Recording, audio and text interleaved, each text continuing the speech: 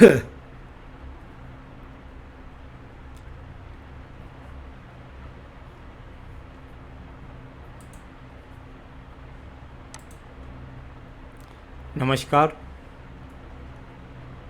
लगभग 54 वर्षीय व्यक्ति जिनकी हस्तरेखाओं को यहाँ पर मैं देखने जा रहा हूँ, आपकी रेखाओं से किस किस प्रकार की गतिविधियाँ, आपके पर्वतों से रेखाओं का प्रभाव, उंगलियों की लंबाइयाँ, इन सबको मैं क्रम से पढ़ूँगा और आपके वर्तमान को पढ़ने का प्रयास करूँगा, आने वाले समय को पढ़ने का प्रयास करूँगा। साथ ही साथ आपके पूरे हाथ के फलित को बताऊँगा।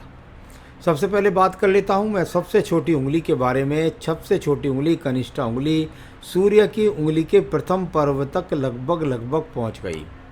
इसको बहुत छोटी नहीं कह सकते, ये अपने आप में पूरक उंगली है। अच्छी बौद्धिक क्षमता के लिए अच्छी मानी जाती है। जीवन में सही समय पर निर्णय ले लेते हैं, संघर्ष करके अपने टारगेट को पा लेते हैं। प्रथम पर्व मानसिक पर पूरी तरीके से सही है। बौद्धिक क्षमता भी अच्छी है, भाषा शैली भी अच्छी है। किसी भी तरीके से मानसिक बीमारी या मानसिक रूप से प्रताड़ित व्यक्ति नहीं लगता। सेकंड पर्वत पर जरूर थोड़ी सी राहु रेखाएं हैं। जब थोड़ी सी राहु रेखाएं यदि आपके हाथ के अंदर यहाँ लग जाती हैं तो इसका मतलब यह है कि जो संग साथ वाले हैं, जहाँ आप वर्क करते हैं, जिस क्षेत्र के अंदर, वहाँ पर आपको कुछ तकलीफ़ों का सामना होता है। यानी उनसे एडजस्ट करने में या उनके साथ वर्तमान में तालमेल में कमी बनी हुई है। तीसरा पर्व आपका धन का पर्व है और धन के पर्व की स्थितियों को मैं देखता हूँ तो कुल मिलाकर के जो धन की स्थितियाँ हैं वह अपने आप में ठीक हैं, परंतु खर्च वर्तमान में कुछ कहीं ज़्यादा हो गया है, उसकी वजह से थोड़ा सा चिंतित हो सकते हैं। यहाँ पर बात करता हूँ, आपकी यहाँ ये उंगली आपकी सूर्य की उंगली है। इस उंगली के अगर प्रथम पर्व पर राहु रेखाएं हो जाती हैं तो व्यक्ति को आँखों के रोग या बीपी के रोग की संभावना हो जाती है। यानी आपको ध्यान रखना है। इस रेखा का मतलब आपको बीपी के रोग या यदि बीपी जैसी बीमारी है उसके लिए ध्यान रखना है। उसकी नियमित जो दवाई बन जाती है उसको खाते रहिएगा। आँखों का नंबर का चश्मा बढ़ सकता है या आँखों से संबंधित रोग का सामना, तो ये इस तरह की स्थितियों को दिखलाने वाला आपका प्रथम पर्व है। यहाँ से सम्मान खोने की कोई स्थिति दिखाई नहीं देती। अगले पर्व की बात करता हूँ। राज्य सरकार के लिए जाना जाता है यह पर्व। अगर राज्य सरकार से संबंधित बात करता हूँ तो सामान्य रूप से ऐसा हो सकता है कि किसी कमी को पूरा करने के लिए, किसी चीज़ को बनाने के लिए आपने थोड़ा सा एक तरह से राज्य सरकार से कोई कर्ज ले लें या इस तरह से ले लें, तो उसकी वजह से या ऐसा क्या समझ सकते हैं कि ट्रांसफ़र की वजह से या दूर रहने के कारण आप थोड़ा सा राज्य कार्यों में संतुष्ट नहीं हैं। तीसरा पर्व कहलाता है आपका अपने माता पिता की प्रति जिम्मेदारी के लिए। यह पर्व यहाँ पर वैसे तो सम अनुकूल है, माता पिता की सेवा करते हैं, लेकिन उंगलियां जब ऊपर जाकर के और गैप बनाकर फट जाए शनि और सूर्य की, तो व्यक्ति माता पिता की साथ रहकर सेवा नहीं कर पाता। इसको इस प्रकार से जान सकते हैं। यानी बुढ़ापे में अगर वो आर्थिक रूप से मदद भी कर दे तो वह उनकी, अगर कहूँ तो सेवा भाव से सेवा नहीं कर पाता, उसका कारण दूरी से रहना हो सकता है। शनि की उंगली का प्रथम पर्व आपका यहाँ पर किसी भी प्रकार के बड़े स्थायी रोग को नहीं दर्शाता। यानी मैं कह सकता हूँ कि यहाँ अगर माइनस रेखा हो जाती है तो व्यक्ति के जीवन में स्थायी रोग हो जाते हैं, परंतु यहाँ पर देखता हूँ तो अभी स्थायी रोग नहीं है। यानी अगर आप प्रयास करें, कोई रोग प्रवेश कर रही है रोग, तो आप उसके लिए थोड़ा योगा प्राणायाम करें तो उससे पीछे छूट जाए। दूसरे पर्व की स्थिति जानी जाती है कर्ज के लिए। कुल मिलाकर यहाँ पर किसी प्रकार के कर्ज या पैसा डूबने का योग भी नहीं है। आइए बात करते हैं इसके बाद आपके पर्व की, और वह है तीसरा पर्व। ईश्वर के प्रति आस्था बिल्कुल है। व्यक्ति अपने परिवार को अपने बलबूते पर पालने पोषने की शक्ति जो रखते हैं उनका ये पर्व यहाँ पर होता है। यानी सामान्य रूप से बिल्कुल परिवार को पालन पोषण भी करने की यहाँ पर रेखाएं हैं। यहाँ पर बात करता हूँ बृहस्पति की उंगली के बारे में। इस पर माइनस रेखा लग जाती है तो शुगर, कोलेस्ट्रॉल, लीवर, किडनी, मोटापे के रोग होते हैं। बहुत हल्की सी माइनर रेखा है, कोई रोग प्रवेश करने का हो सकता है, प्रयास कर रहा हो तो थोड़ा ध्यान रखना है। सेकंड पर्वत पर एक बड़ी आड़ी रेखा। अब इसको दो तरीके से समझा जाता है। एक कारण तो होता है कि पति पत्नी के बीच में तालमेल हो जाए, तलाक तक की स्थिति पहुंच जाए अगर युवा अवस्था में ये रेखा हो तो। दूसरा कारण ये होता है कि व्यक्ति अपने पत्नी के साथ ही ना रहे, अपनी नौकरी के कारण, अपने व्यापार के कारण व्यक्ति पति पत्नी एक दूसरे से दूर रहते हैं, तो उसके लिए भी ये रेखा कई बार देखी जाती है। तीसरा पर सामान्य रूप से संतान सुख से कहा है, यहाँ पर खड़ी रेखाएं नहीं हैं। अब ऐसा कह सकते हैं कि भाई जो संतान की देखरेख अच्छी तरीके से नहीं कर पाना या संतान का देरी से प्राप्त होना, क्योंकि ये पर्वत देखा जाता है अधिकतर पत्नी के हाथ से। अंगूठे का प्रथम पर्व पर बहुत माइनस रेखाएं हैं। अब अंगूठे के प्रथम पर्व पर जब बहुत राहु रेखाएं हो जाएं, जवानी में हो तो चरित्र से सावधानी।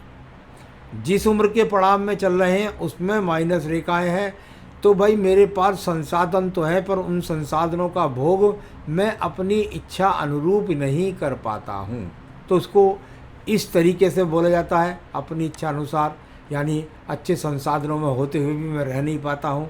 कई बार संसाधनों के लिए संघर्ष होता है, धन आता है खर्च हो जाता है, इस तरह की स्थिति है। सेकंड पर्वत पर भी बहुत सारी नक्षत्र रेखाएं यहाँ पर दिखाई पड़ती हैं, यानी कि संसाधनों के लिए तो संघर्ष है, भले ही स्थायी रूप से धन का आगमन हो रहा है। नीचे संतान रेखाएं भी दो हैं। यहाँ पर बात करते हैं हम आपके बुध पर्व के बारे में। भाई मैंने हजारों एपिसोड्स के अंदर देखा है, जाना है कि यदि आपका पर्वत सम है, देखिए इसमें बुरी रेखा कोई नहीं खड़ी है। सवाल यह है कि बुरी रेखा तो कोई नहीं खड़ी, यानी व्यक्ति कोई ऐसा तो है नहीं कि उल्टे सीधी जगह पैसे धनवर्थ अपने खर्च कर देता है, लेकिन जब तक यहाँ पर स्थायी दो रेखाएं कम से कम ना खड़ी होंगी तब तक धन के जो पूरकता है वो व्यक्ति को पूरी नहीं पड़ती। भाई धन मेरा आ रहा है, आने के बाद आता है मेरा धन, और दान आने से पहले ही मेरा धन जो है वो खर्च हो जाता है। इस तरह की स्थिति को यह दर्शाता है आपका पर्व। मेरे हिसाब से ये बहुत अच्छे आवक धन के आगमन को नहीं दर्शाता, यानी आया धन और खर्च हो गया धन।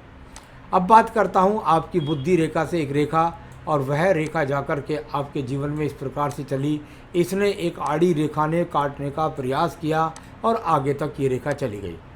कई प्रकार से इस रेखा के फल को देख सकते हैं। नंबर 1, व्यक्ति अच्छा खासा अपने जीवन में राज्य सरकार की नौकरी को करता है, बीच में एक रेखा तो काट देती है, पहले एक नौकरी करे फिर दूसरी नौकरी करने लग जाए, एक बात। दूसरा फल, अच्छी रेखा है आपकी बुद्धि रेखा से, ये रेखा यहाँ से निकलती हुई है, दिमाग में दूसरी योजनाएं भी हैं जिन पर कार्य करना चाहते हैं। तो ये एक जो रेखा बीच में आड़ी आकर काटती है, इसके कारण होते हैं या तो जॉब बहुत टाइम से मिलती है लंबी एज के बाद, यानी जो टारगेट होता है उसमें प्राप्त करने में काफ़ी समय लग जाता है। दूसरा, इस रेखा में इतना बल है कि ये अच्छी नौकरी कराने के लिए उत्तम रेखा के रूप में है। तीसरा, सूर्य का पर्व से संबंध है। व्यक्ति के जीवन के अंदर एक तरह से कह सकता हूँ कि अभी बहुत जल्दी कोई स्थान परिवर्तन का योग हो सकता है। आइए बात करते हैं आपके पर्व के बारे में। उसके बाद आपकी रेखा है यहाँ आपका पर्व, और वह पर्व शनि का पर्व। वी का ट्रायंगल पर्व ने बना दिया, यानी इसने लगभग वी का ट्रायंगल बना दिया, यानी ये बात पक्की हो गई कि आपके पास स्थायी रूप से धन का आगमन प्रति महीने आ जाता है। तो ये धन के अच्छे आगमन है, इसको भाग्य अस्त नहीं कह सकता, इसको किसी प्रकार से ऐसा नहीं कह सकते कि आपका भाग्य आपका साथ नहीं दे रहा है। बिल्कुल आपका भाग्य आपके साथ में है। मैं बात करता हूँ इसके बाद में आपके पर्व की, और वह है आपका पर्व। यहाँ पर भी एक बड़े एक्स की प्रकृति दिखाई दी, यानी राज्य सरकार की नौकरी के लिए ये भी अपने आप माना जाता है। दूसरा, संतान सुख सहयोग के लिए अच्छा माना जाता है। व्यक्ति के पास की पूजा पाठ के प्रति भी रुचि होती है, और व्यक्ति खान पान का भी शौकीन होता है। साथ ही साथ भक्ति भाव होता है, सेवा भावी होता है, और अपनी जिम्मेदारियों को अच्छी तरह से समझता है। तो बच्चा बृहस्पति पर्व यहाँ पर दिखाई देता है। आपकी बात करते हैं इसके बाद में हम हृदय रेखा की। हृदय रेखा और काफ़ी मोटी लगती है चलती हुई। देखिए, ना तो कोई व्यक्ति आपके काम आता है, ना ही आप किसी के काम आते हैं। एक तो इस रेखा के अंदर ये बात हुई। दूसरा, इसमें कोई दीप नहीं पड़ा, यानी कैसी भी स्थिति होगी पति पत्नी के तालमेल चलते रहेंगे। तीसरा, यहाँ पर कोई सेहत से संबंधी कोई बड़ी समस्या नहीं, हृदय रोग से संबंधित कोई बड़ी समस्या नहीं है। अब बात करते हैं हम आपके निम्न मंगल पर्व के बारे में। कर्म रूपी निम्न मंगल पर्व, और यहाँ से निकलने वाली रेखाओं को यदि मैं देखता हूँ तो ये अच्छी खासी आपकी रेखा यहाँ पर दिखती है। पर्वत भी कुछ हल्का सा उठा हुआ है, यानी व्यक्ति प्रयास करता है और प्रयास करके अपने धन को आओ, यानी कुल मिलाकर कर्म करने वाला व्यक्ति है, स्वप्न देखने वाला व्यक्ति नहीं है। तो ये अच्छी रेखा है, कोई बुरी रेखा नहीं है। बुद्धि रेखा की स्थिति देखिएगा, इस बुद्धि रेखा चली है आपकी, और हल्का सा उठ करके ऊंचाई चाहता हूँ जीवन में, और इसके बाद में ये रेखा जाकर बिल्कुल सूर्य रेखा के लगभग पास में चली गई।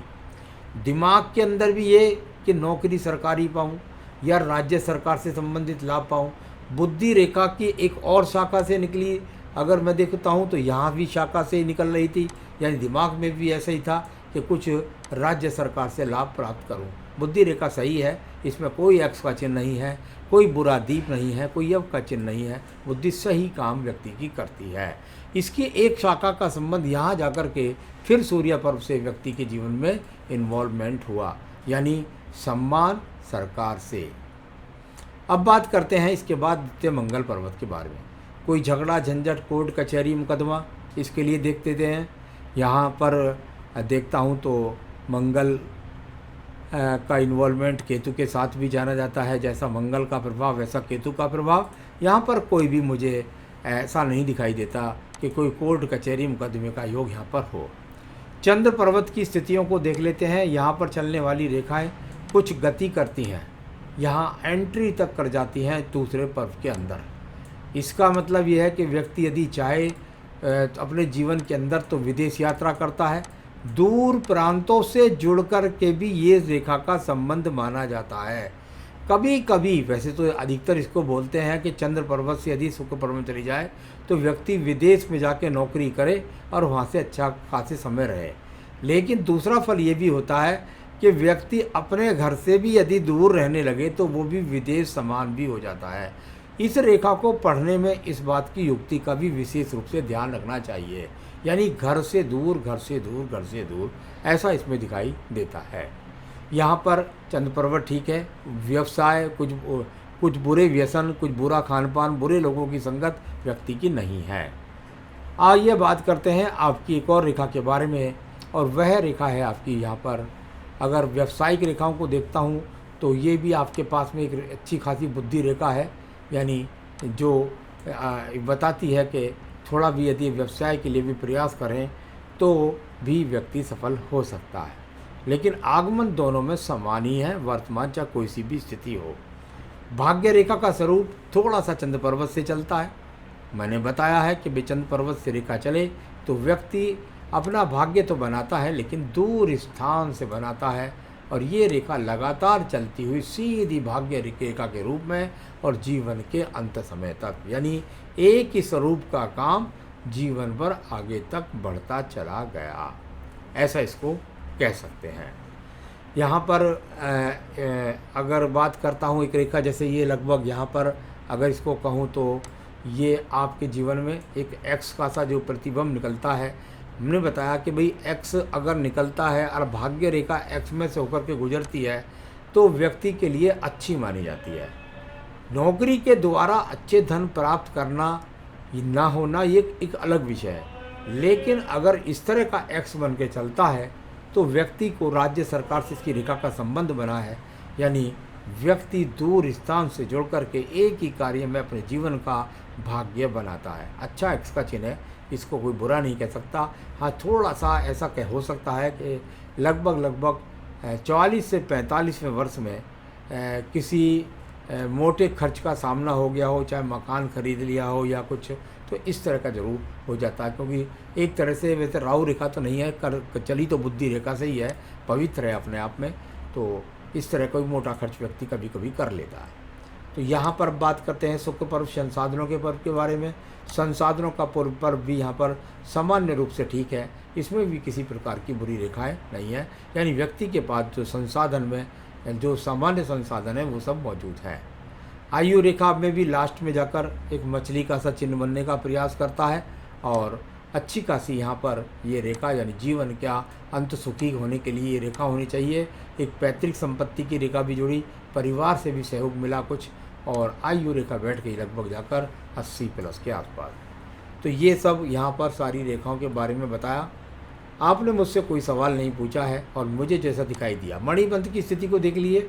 फर्स्ट मणिबंध स्वास्थ्य के हिसाब से लगभग सही है।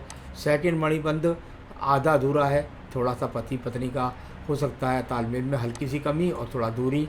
सामान्य रूप से तीसरा भी ठीक गया है, यानी इसको कह सकते हैं कि संसाधन भी सामान्य रूप से ठीक है। बहुत अच्छा मणिबंध राजयोग वाला तो नहीं है, लेकिन जब 4 रेखाएं हो जाती हैं तो स्वास्थ्य भी सही, पत्नी भी मिलेगी, संतान सुख सहयोग भी मिलेगा और अपना घर भी व्यक्ति बना लेगा, और राजा तो नहीं लेकिन किसी प्रकार से कम भी नहीं। तो चलिए ये सब आपकी रेखाओं के बारे में बताया।